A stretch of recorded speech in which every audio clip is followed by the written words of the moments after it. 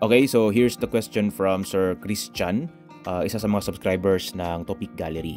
Okay, so tanong po niya, paano po ba mag-apply sa Korea? Pwede po ba kahit di college grad? And pwede rin po ba mag-OFW loan para may gagamiteng panggastos pag abroad? Okay, so maraming beses na po akong nakatanggap ng ganitong tanong and maraming beses ko na rin po siyang sinagot. Pero sasagutin ko po siya uli ngayon, guys, no? Kahit paulit-ulit na. Okay, so ngayon, sasagutin ko po siya in a very quick way or summary. Okay, summary. So, first question niya is, paano po ba mag-apply sa Korea? Okay, so pinakaunang proseso po is magre-register kayo sa exam, tapos mag-take kayo ng EPS topic exam. Yan po ay Korean language test. So, reading and listening lamang po yan. So, once a year usually nangyayari yung registration at saka yung exam. Okay? So, magti-take kayo ng exam. Pag naipasa nyo po yung exam, magsasubmit po kayo ng medical sa PUEA or Department of Migrant Workers na po yung pangalan ngayon. Pag na-submit nyo na yon, yan po ay time na pwede na kayong masali sa rooster or yung tinatawag natin na waiting list, no?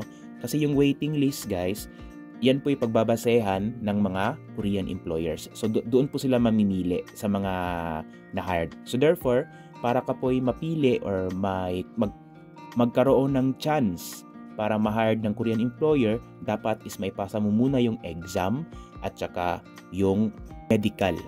Okay, so dalawa po yung pinaka first big step na dapat mong malampasan, yung exam at saka yung medical. And after that, pag na-hired na po kayo, yung kadagdagang proseso po is mangyayari na po sa Department of Migrant Workers or DMW. So doon po kayo magti-training, magpa-process ng inyong documents. So kumbaga yung may hawak sa inyo po is yung Department of Migrant Workers or PUEA, ang tawag dati. Okay?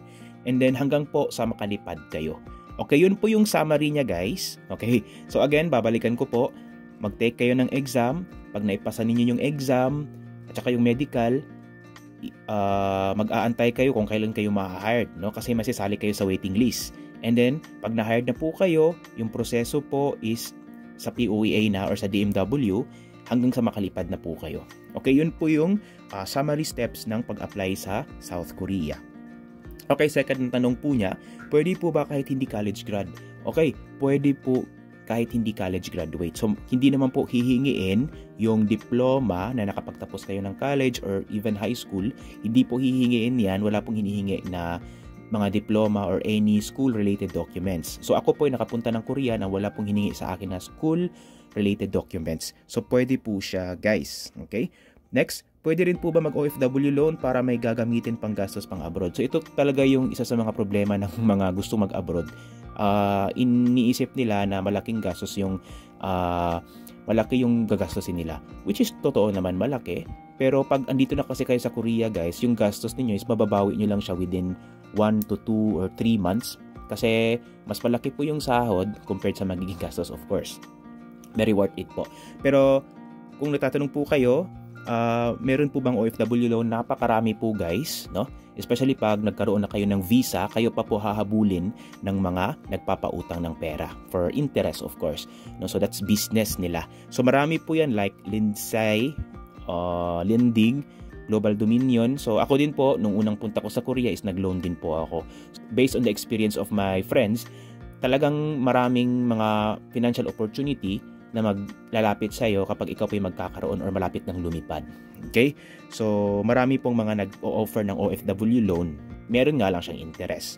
Okay? So, I hope nasagot ko po siya, sir.